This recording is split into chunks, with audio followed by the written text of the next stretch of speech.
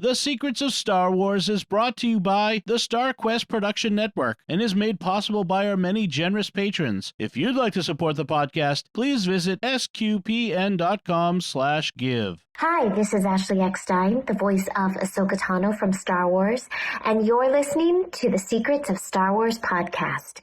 May the Force be with you. You're listening to the Secrets of Star Wars, episode 177. Hello there.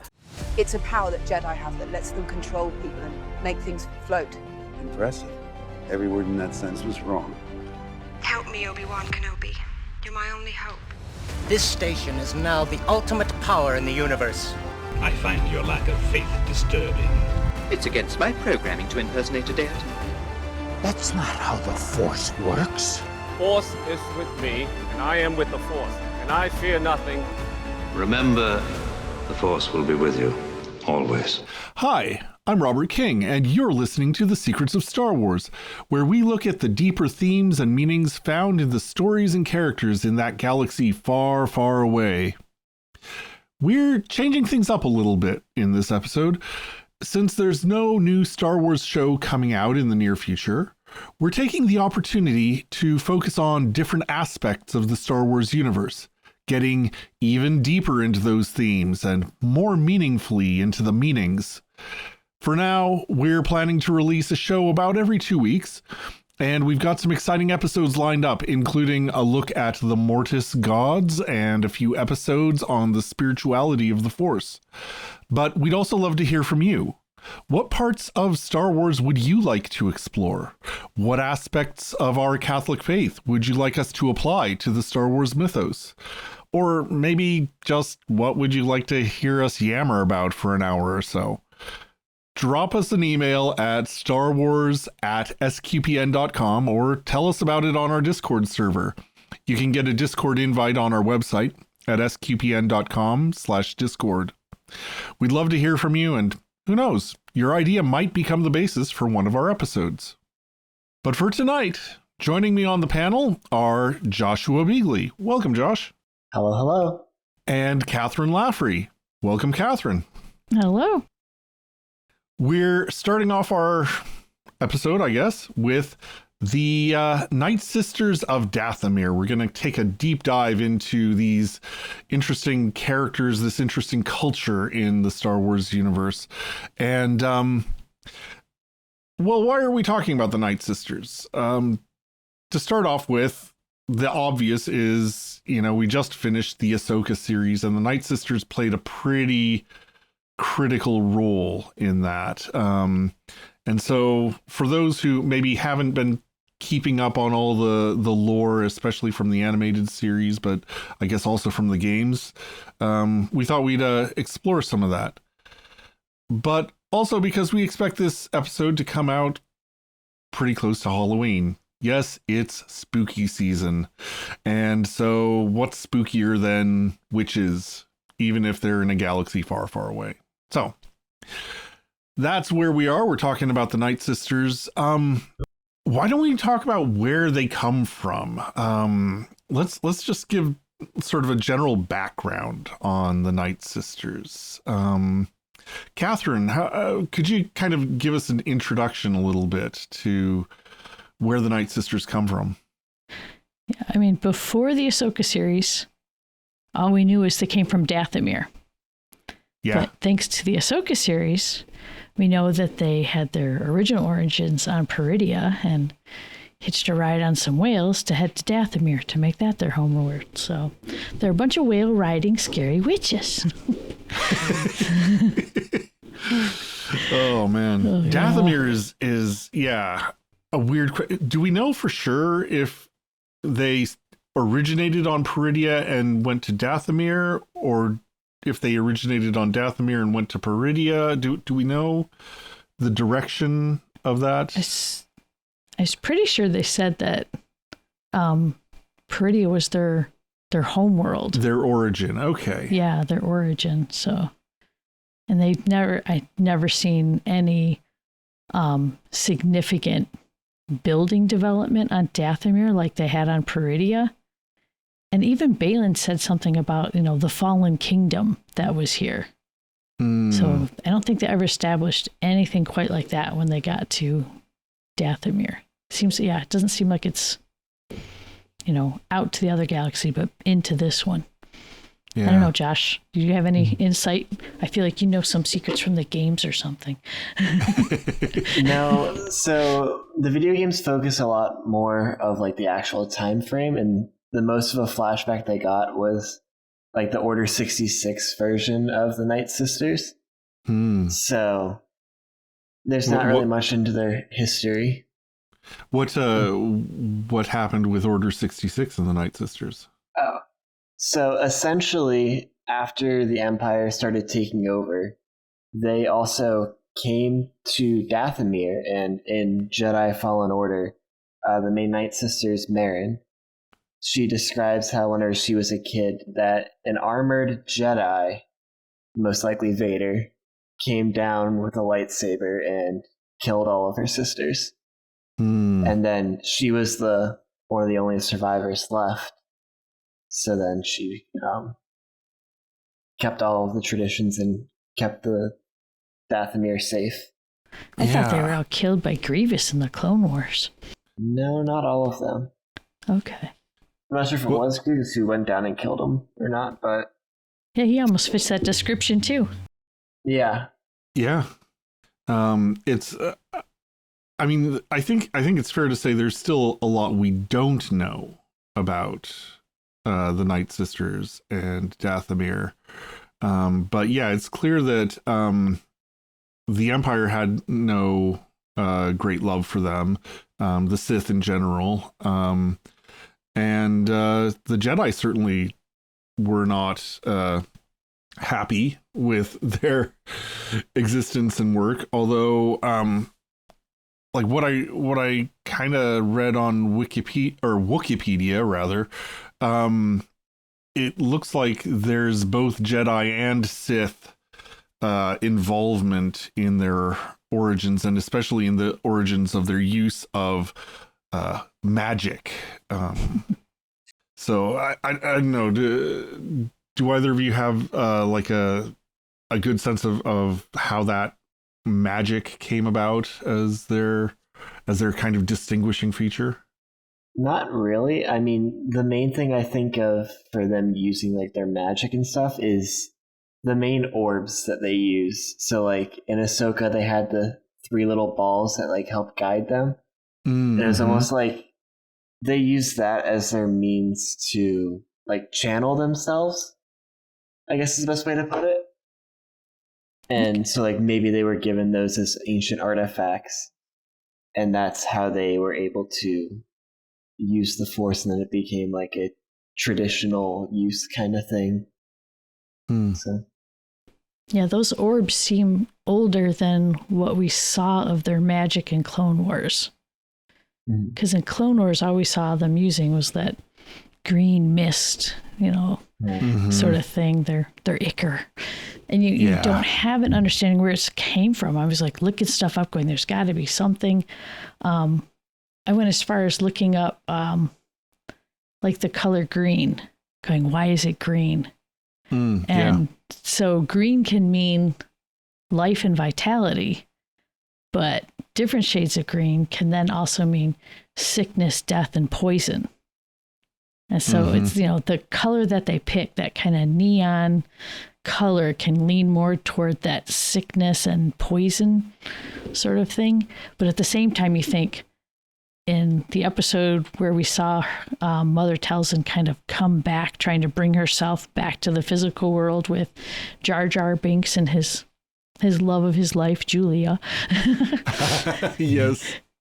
All the life force that they were pulling out of those creatures was this green. So is their magic stolen life force? It seems like it could be. That's an interesting thought. Yeah. I mean, one of the reasons I wondered if maybe they had started on Dathomir is because, again, like the sources talk about the green magic ichor that like came from Dathomir, but I guess at the very least it doesn't come exclusively from Dathomir, and having it be the life force, the living force, as I think Mace Windu said in that episode. This is by the way, this is an episode that we talked about last time when we were talking about Ahsoka. It's a Clone Wars episode. I want to say, is it season 6? Season 6. I want to say season 6. One of the 8 and 9. Episodes 8 and 9. Thank you, Kathryn. Perfect. Yeah. It's a wild little romp with Mace Windu and Jar Jar Binks and Mother Talzin, who all come together to like try to figure out how to save a planet's kingdom and keep it from bringing darkness to the whole galaxy. It's a fun little adventure. I almost wonder, with the way Dathomir looks like it's covered in the whale bones, it's like, did they suck all the life force out of the Purrgil that they rode there? Because they were very force sensitive. And it's a big animal. Yeah. So, I mean, is the Ichor just the blood of the Purrgil flowing through their planet? Ooh, that is creepy, I know, it kinda and I makes like it it. Creepy. I have to admit, the first time I saw them on Clone Wars, when I first watched Clone Wars, a friend of mine's like, "You got to watch this. It's so great." Okay, so I start watching it. I get to their episode. I hear Mother Talzin's voice and the way that they say the spells. I had to mute it because I'm so sensitive to anything creepy. I was like, I couldn't even watch the show. I was like, oh my goodness. It took me a while to be able to watch it without getting creeped out. The Nightsisters. Yeah, I can't watch scary movies. Clone Wars a bit of like a horror movie. Especially if you're like a little kid watching it. You're just like, these are creepy. Yeah, and the characters who we got to meet, who were associated with the Nightsisters, are all just creepy characters. And like, I think the first one we ever meet was Asajj Ventress. And I don't know, because she was she first appeared in the what's his name, Genndy Tartakovsky's Clone Wars short features before they made the before they made the TV series. I think that's when she first appeared, and then she just kind of developed all through the Clone Wars series, and I'm not sure if she was supposed to be a Night Sister at the beginning, or if she was kind of retconned into being a Night Sister. Do either of you know enough about her history? We didn't know that until that episode of the Clone Wars when we first meet Mother Talzin, and she welcomes her back, and we get her whole backstory. I was surprised. But she's clearly, the biography of her says that she was, her family was slaughtered, and she was sold into slavery, and she was rescued by a Jedi, and then the Jedi like died and abandoned her, and then she was rescued by Sith, I think by Count Dooku. Yeah. And became an assassin for the Sith, and that is how she became the weird, creepy, totally fearsome presence that she is now, or that she became in the series. And what an introduction to the weirdness and creepiness of the Nightsisters. Mother Talzin, we've mentioned a couple of times, as kind of the leader of the Nightsisters. This strong voice and force to bring them together and send them on her missions of vengeance. What would you say about Mother Talzin, if you could sum up her character in just a few words? The Queen Bee. She is running the hive. And I was on another podcast. I heard someone describe the power and the weakness of the Dathomir Nightsisters and Mother Talzin as being like a beehive. So they protect their own, but have no ambition. And so that's why Sidious didn't like them. All this power and they're wasting it. And then Luke, I guess. As he saw it. Yeah. And then Luke, I guess, had made mention of them in reference. I don't know where this was, but they had this on this, I think it was Stupendous Wave podcast. But he said that Luke said that they hoarded their power in the Force very selfishly. And so that's not the light side of the Force, because the use of the Force is not for yourself, but for others. Mm-hmm. And so it was kind of interesting how it's all about themselves. Not only that, but the way that they had divided the planet, separated the males. The females ran the mating and breeding to make themselves stronger and stronger in the Force and kill off the weak ones. Yeah, she's definitely the queen bee. Well, and this is something we haven't mentioned yet, is the Zabrak, who are the males of the Dathomiri species, I guess. And the first one we meet is Darth Maul at that point, while he's still a Darth. And they have this really striking appearance of a deeply colored skin with tattoos on it and those horns coming out like a crown around their head.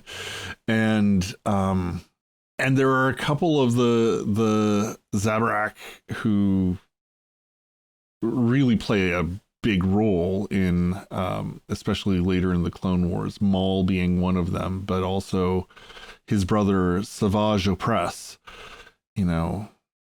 with one of the most subtly created names in all of fiction, I think. It's so savage. Yeah. Rather oppressive too. But both of them, having been manipulated by Mother Talzin as before, kind of striking out on their own in other ways. I was just thinking too, it's like the Zabrak males, like they don't really have much of like a allegiance there, it seems, either, because Maul just kind of went and did his own thing, and like they're very much seen as like a lower class, like a whole different like group of people, instead of with the Nightsisters as well. Like even in the video games, there would be like whole cities of just like the men, and then there would be, granted there were no Nightsisters left, but still, how much of it was, it seemed to be like one thing, like just the males, and then like the females would like pick them out as needed out of like the groups, which I think is interesting, because then I don't know, even like Mother Talzin, she only got Maul or Savage because she had Sidious come and be like, I want one, basically. Mm-hmm. Just be like, give me one of your kids. Coming in for an adoption. But I don't know. Just something to think about there. Yeah. Yeah. Yeah, I found an interesting thing on Wikipedia where Mother Talzin was originally supposed to be the apprentice to Sidious. And there were sketches done that it was. Wow. Yeah, they had the sketch of her, and she was supposed to be in Phantom Menace, and then that ended up changing to be Maul. And it's kind of neat how then all of that's kind of retconned into the comics, where you get the whole origin story and how Maul is her son, and so they kind of played it out in the comics series. I haven't read those, but boy, I was finding some great photos of them. I wonder why they made the change. I don't know, because I would have loved to have seen her live action when she's supposed to be like over 7 feet tall. That would have been quite the battle with Qui-Gon. I mean, maybe the special effects were not up to creating something like that, and you know. Yeah, I don't think they were quite there for episode 1. Yeah. And I mean, I don't think anyone is sad for the incredible job that oh gosh, what's his name? Ray Park? Is that his name? Yes. In playing Maul. Yeah, just the menace and athleticism and just sheer presence that he brought to the role was amazing. So I think that's one nice part, I guess, about Maul being the first apprentice, was that he had that athleticism, like that fighting skill, I guess, that like seemed to be, I don't want to say lacking, but something that wasn't as stressed for Jedi. Or I feel like Mother Talzin would have just been this very like more force, magic oriented, I guess is the way to put it. Mm-hmm. Magic or force, one or the other. Yeah. But I don't think that the 7-foot tall mother of the Nightsisters would be much of a fighter in that area. Yeah, it would have had a whole different effect on the show, that's for sure. Well, and especially as her character's developed, I mean, I can't see her being anybody's apprentice, right? You know, she's very much the top of her own food chain there, and will not, you know, she wouldn't submit herself to anyone else any more than Sidious would, right? Thank goodness she's not Rey's mother. Well, we still don't know. True. I don't think she would have been that cute if Mother Talzin was her mom, though.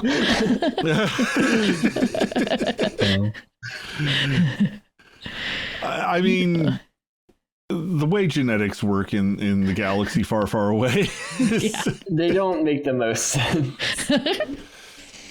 I mean, I love Kylo Ren in so many ways, but just like physically, it's like, wait, how is he the child of Han Solo and Leia? It's like he looks completely different from either of them. Anyway, so we do meet a couple other Nightsisters, and you know, some of them through, as you said, the games, but you know, the really big ones that we've met through Ahsoka, you know, Morgan Elsbeth, and then this trio of great mothers, who I don't think have names yet. But you know, great mothers is you know, that's pretty great. Is there a difference between the great mothers and being just the mother? Because we don't really know much about their hierarchy other than there's the mother and then like there's the sisters. Yeah. Right. Is great mother like a higher up kind of thing? I wonder if they're older. I don't know. Like the elite council kind of thing? Yeah. Although, weren't they like in exile there too? I thought I remember that in Ahsoka. Like they wanted to break free from this prison as well, as if they were stuck there. Yeah. And Ezra said that Thrawn had awakened them, right? So they were, I don't know, somehow in suspension, I guess, whether that was technological or magical. You know, more mysteries to explore, but they're just sitting around knitting a little thread. Yeah. Knitting all that crimson cloth so that they can bind up the stormtroopers. I mean, the color is just like that shade of red. Oh yeah, is just so.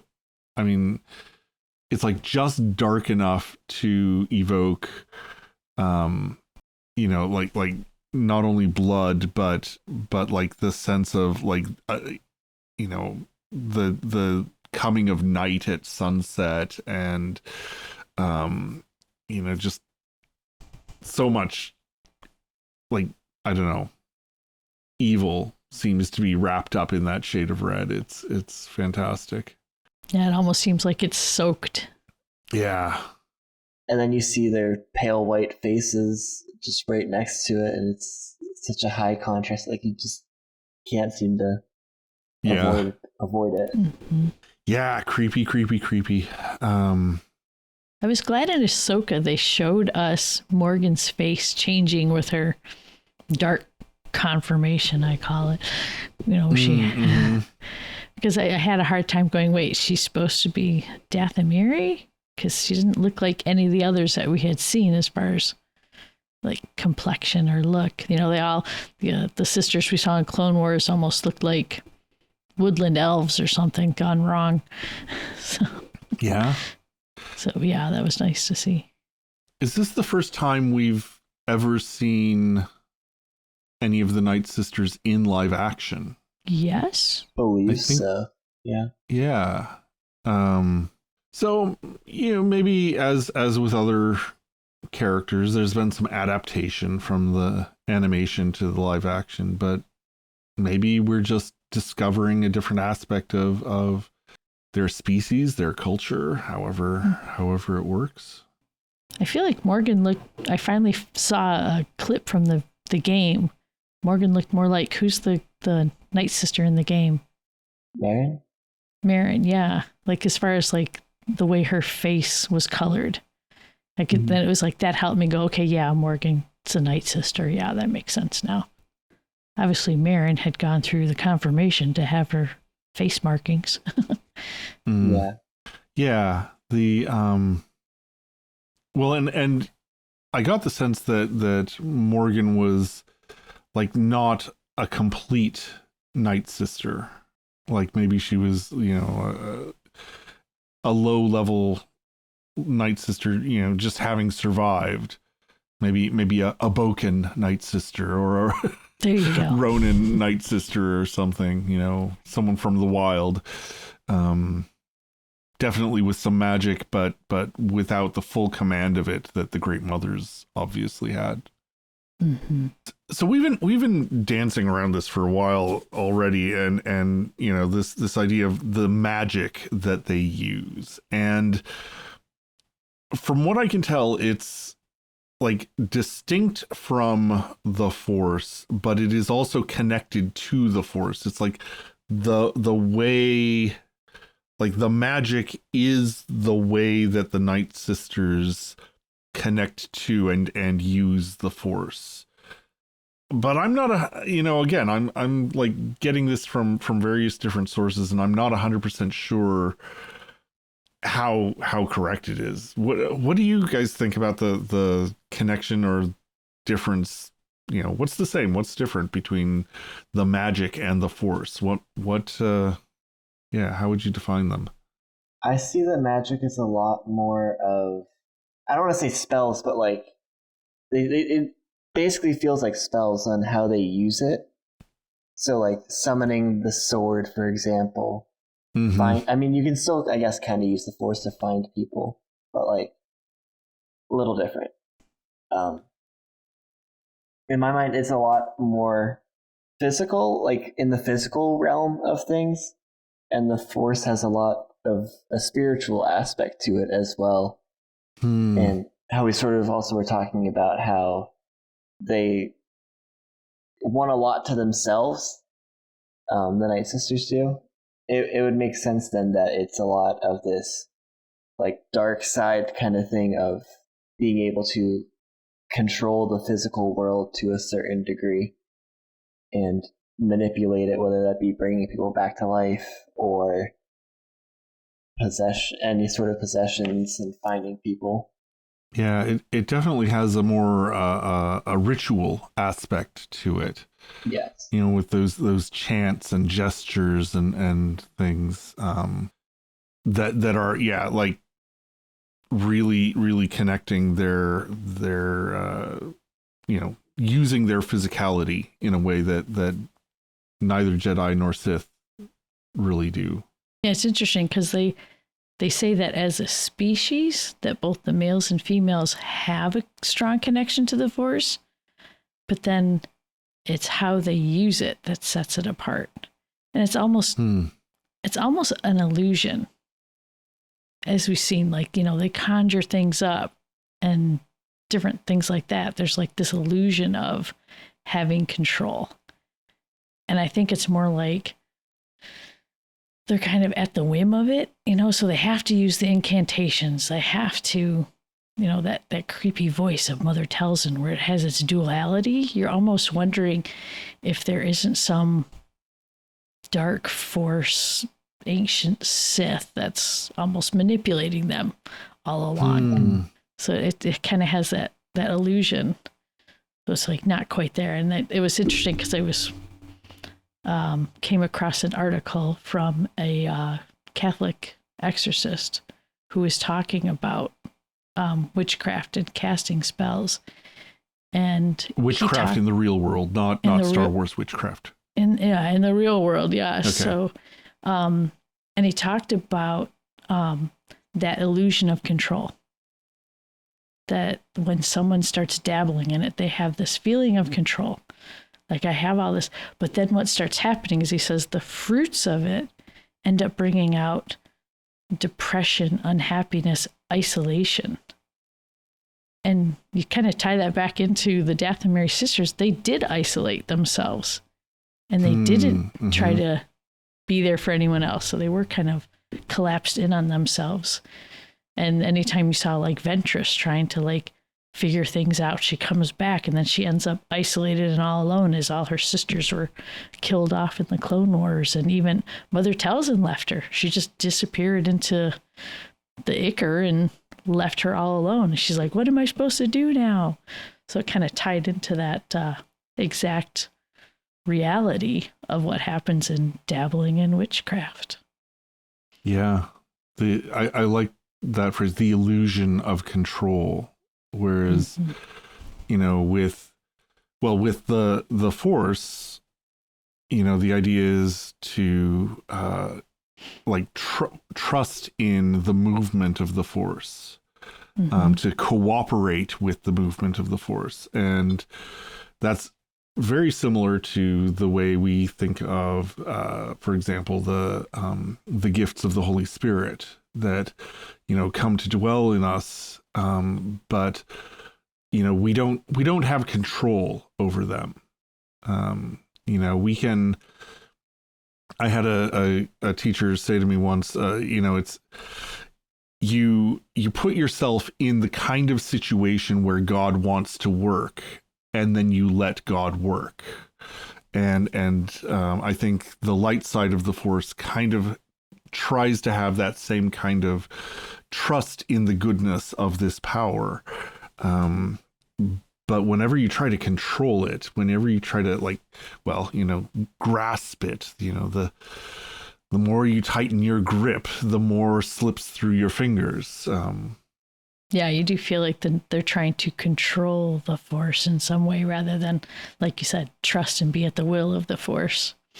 This is also very fitting then that they're on Dathomir, which is a very dark side planet, I guess is the way to put it. A very evil and desolate place. Yeah, it feels like there's more death there than life.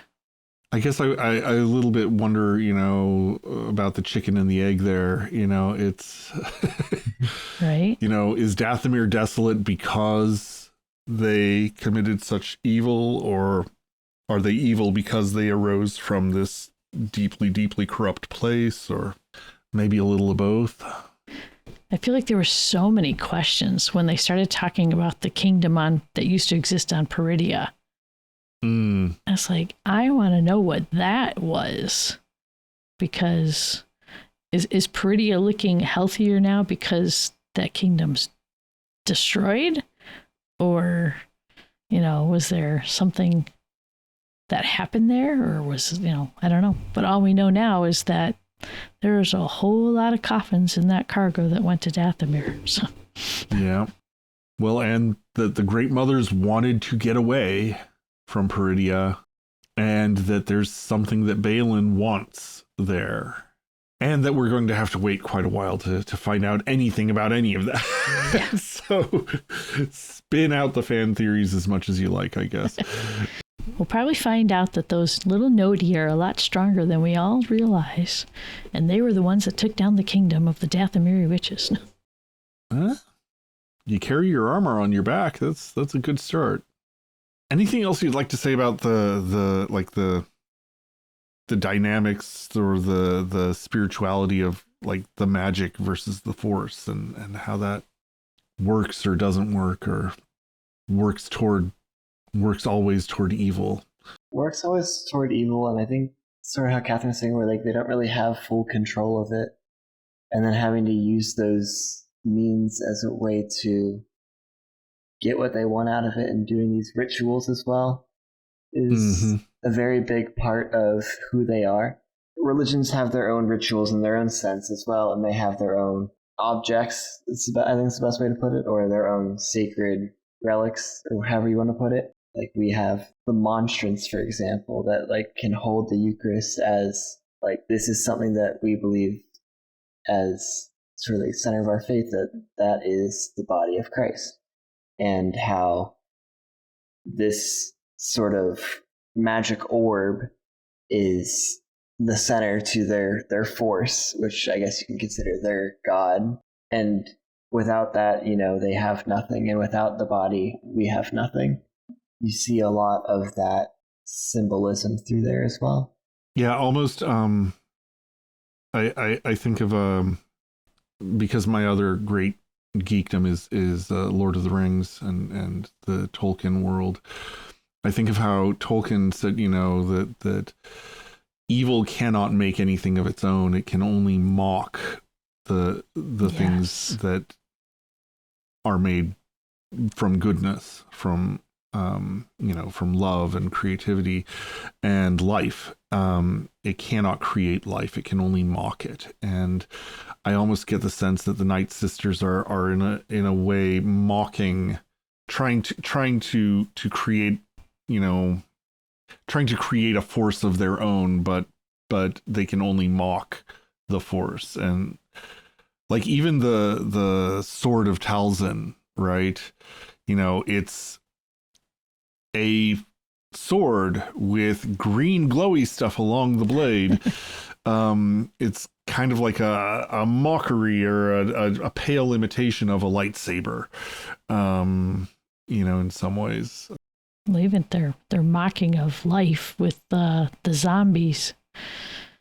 They're trying to say that, they have control over life or death this way, but those things are still dead.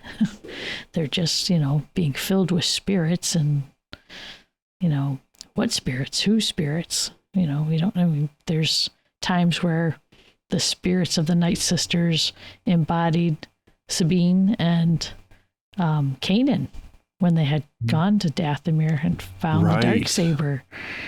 And they had, I guess, in the comics, managed to, Mother Talzin had put her spirit into Dooku to try to destroy him, which ended up being her downfall. So, oops. Yep. It's funny though, because in all of this, I'm thinking they're out there constantly thinking they can resurrect life. And wasn't it, the Emperor who wanted to somehow return, did he go back and get this sort of power to use to keep himself alive? I don't know. He was sitting in some green goo, or all those little clones of him were. Yeah. And it's definitely a theme that runs through like a lot, if not all of the dark side, is this obsession with not dying or overcoming death or being immortal. Whereas, I think of Yoda in Return of the Jedi and how he is utterly at peace with what he has, he has come to the end of his life. He recognizes it. And as in all other things, he trusts in the Force. And,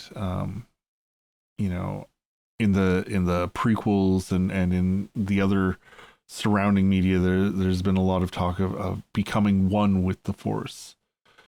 I don't know. Maybe we'll do an episode on Force ghosts in particular, and like what the afterlife is like, because that could be a whole topic of its own. But it's clear that, you know, the good thing is to accept the reality of death, and the attempt to overcome death essentially leads to corruption and evil, because it's trying to go against nature. It's trying to go against, you know, what and who we are. Let's see, we have talked about most of the characters. Is there anything else we wanted to say about any of these characters in particular? We've talked a good deal about Mother Talzin and Morgan Elspeth. Have we said everything we want to say about them? Do you want to say something more? I'd have to say visually, I really appreciated how they went from Mother Talzin in the Clone Wars to the live action Three Mothers that we had. Because Mother Talzin always had that weird flowiness to her wing things. I don't know what those were sticking out from her robe, but it looked like little wings kind of like waving almost in a watery mist or something. But the way that they did keep that sort of look with the three great mothers, and, you know, you'd see their robes were moving in almost a breeze, but nobody else's were.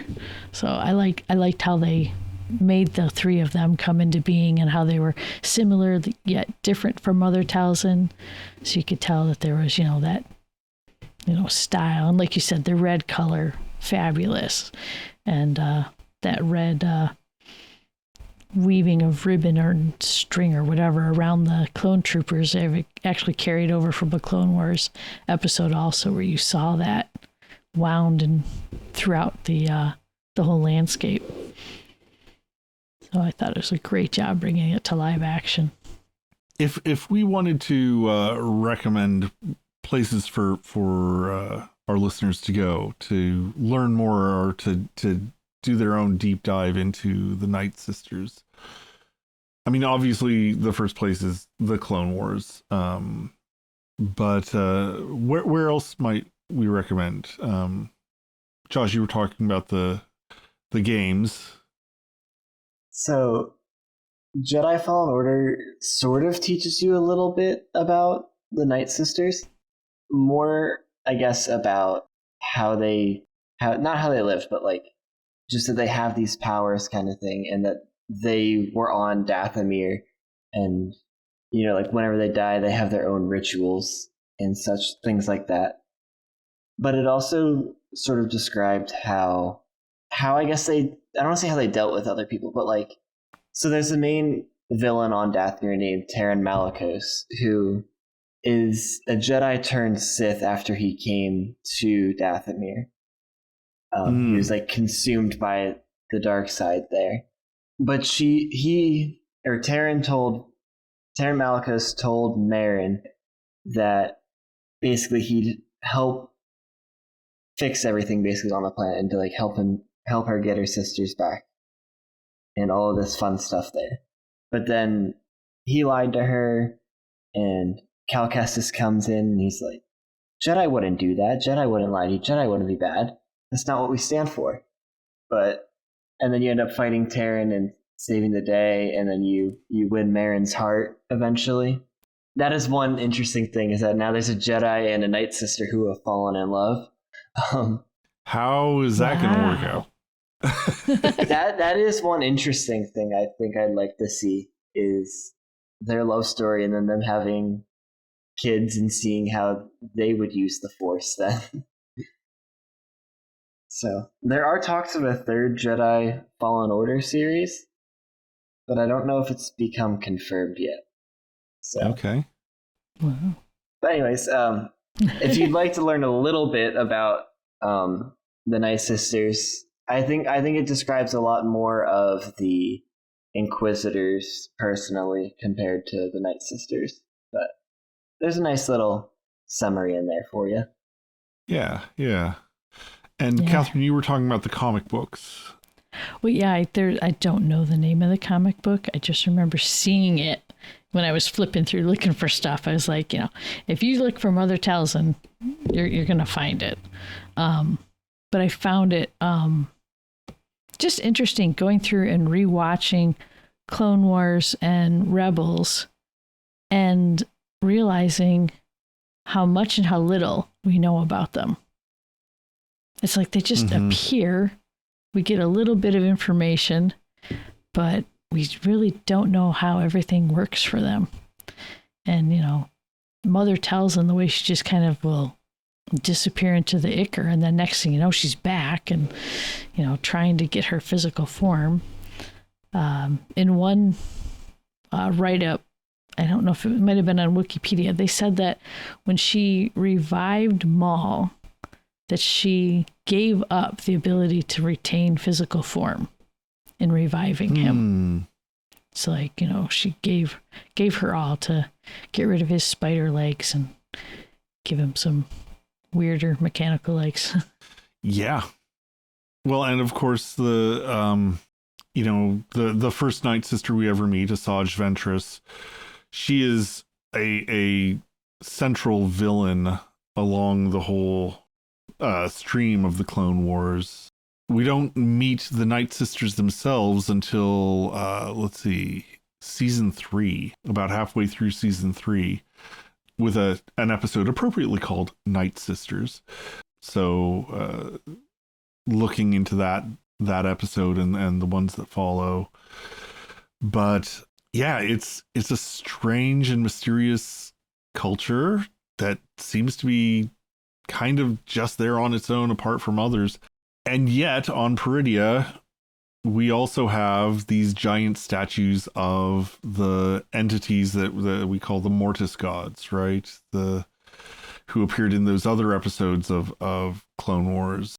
And I'm not remembering exactly when those came in. I think those were also toward the end of the series. Actually, there was a section in the Clone Wars where there's 3 episodes on the Night Sisters that was immediately followed by the Mortis gods. So there's like 6 episodes there. You want to go like Night Sisters into Mortis gods. They're like 6 right in a row. I think that was season 4. Yeah, I think it's season 4. Let's see. I'm looking it up as we speak. Season 3. Is that season 3 where we get the?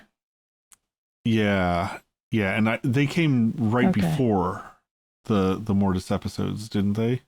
The Night Mothers. So yeah. Or the sisters, yeah. Yep. Yeah. So okay, here I'm pulling up the episodes of season 3. Yeah, this is where they're introduced in the first place. So episode 12, Night Sisters. And then Monster, which is where we get our introduction to Savage Opress, and then Witches of the Mist. And then that resolves that little story arc. And the next story arc is Overlords, Altar of Mortis, Ghosts of Mortis. So it's what if it was the Mortis gods that banished them to Peridia? Maybe. That'd be interesting. Or that are holding them captive. I guess I had always thought of them, though, as like very separate story arcs. And so it's interesting to me that Ahsoka brings them together and links them on Peridia. They did put those stories right next to each other. Well, we are going to do kind of the same thing, because our next episode is going to be a deep dive on the Mortis gods or the Mortis entities. So yeah, that's going to be an interesting set of connections. Well, I think we've kind of dove pretty deep on the Night Sisters of Dathomir. Any final thoughts on the Night Sisters as a culture, or on the characters in particular, or on the way they use the magic and the Force? I'd have to say Mother Talzin is one creepy mother, and the way she plays favorites with her boys. Because let's see, she creates Savage and then has him strangle his younger brother. I don't even remember that poor guy's name, but it's like, wait a minute. If Savage is your son, wasn't that one of your sons too? So, it's like, okay. And then, of course, Maul. You would think. Yeah. Yeah. Not an example of a good mother. Okay, so an example of what not to do. Yes. I think that the Nightsisters are very power hungry and waiting for that to consume them, or for Thrawn to betray them or something for that to happen. I think it'll be interesting to see how it plays out in the continuation of that story. Sort of seeing where their motives lie next to Thrawn's. It's a very strange alliance, not one I expected. And I don't think anyone did. Yeah, yes. And it doesn't seem like it's going to last very long. Yeah, I am really hoping that, I mean, it could come as soon as Mandalorian season 4, that there will be some kind of, I mean, I assume that Thrawn is going to come into the Mandalorian series in some way or other. So we may get some answers sooner rather than later. Sooner, please, sooner. Well, and I just find it really interesting that like everybody seems to refer to them as witches, and in that very, pre-Harry Potter pejorative sense of witches,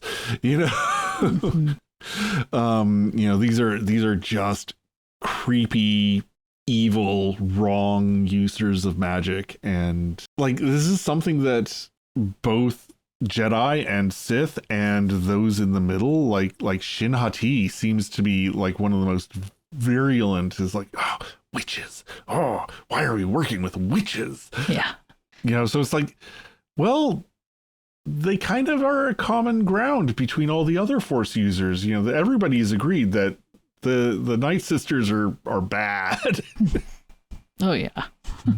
I guess that's one way to find common ground. Being creeped out by the same stuff. Now we have to find out what the Mortis gods were pointing to. What's left on that planet that they were so afraid of. Well, we will find out. In the meantime, I guess we will call this to a close and encourage you all to, if you really want to dress as something scary this Halloween, a Nightsister might be a good choice. Or a zombie minion. Yeah, zombie minions. Yeah, zombie troopers. Yeah, that would be amazing. Hey, any kid that shows up at my door as a zombie stormtrooper is going to get the whole bowl of candy. I'm putting it out there now. All right. Well, you heard it here first. Yeah. Right on. Well, this is the time when we would like to thank our patrons who make it possible for us to create the Secrets of Star Wars. This episode, we would especially like to thank Dennis H., Daniel M., John S., Mary S., and Renee C. Thank you, because your generous donations given at sqpn.com/give make it possible for us to continue this podcast, The Secrets of Star Wars, and all the shows at StarQuest Media. You can join them and become a donor at sqpn.com/give. It also helps us when you subscribe to our podcast. It lets the algorithms know that you're listening to us. So please subscribe wherever you find your podcast. We're on all the major sites, including Apple Podcasts, Google Play, Spotify, iHeartRadio, Stitcher, all the rest. And check out the SQPN channel on YouTube. Naturally, the best place to find all of our episodes is on our website. You can just find us by sqpn.com/Star Wars. That's also where you can discover all the other shows and activities of StarQuest Media, and you can find our contact info. Again, we'd love to hear from you about what kinds of things you'd like us to discuss. Email us at starwars@sqpn.com or hop on our Discord server and join the conversation. So, we will be back next time when we'll discuss the Mortis gods in quotes there. We are looking forward to it. Until then, Kathryn, thank you for joining me in sharing the Secrets of Star Wars. Thank you. This was fun. Josh, as always, it's a pleasure to have you on the show. Thank you. I'm glad I got to talk about the video games. I am too. We don't talk about them very much, but it's good to remember that, some of them are actually canon. They are. Yeah. So, I don't know. Maybe we'll see Cal Kestis in a live action show sometime or other. Hopefully. Gotta make sure Josh gets his romance video. Right on. So thank you both for being on the show, and I've been Robert King.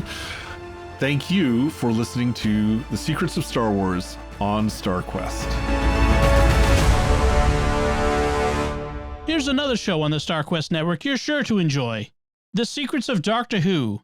Find the show wherever fine podcasts are found or at sqpn.com/Doctor Who.